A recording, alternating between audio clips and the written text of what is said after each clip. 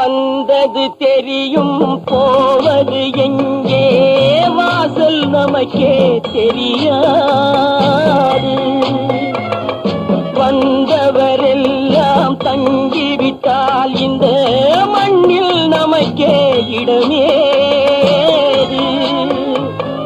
வாழ்க்கை என்பது வியாபாரம், வரும் ஜனனம் என்பது வரவாகும், அதில் மரணம் என்பது செலவாகும். போனால் போகட்டும் போடா,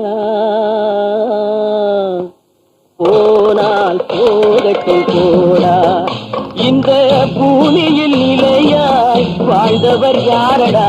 போனால் போகட்டும் போடா.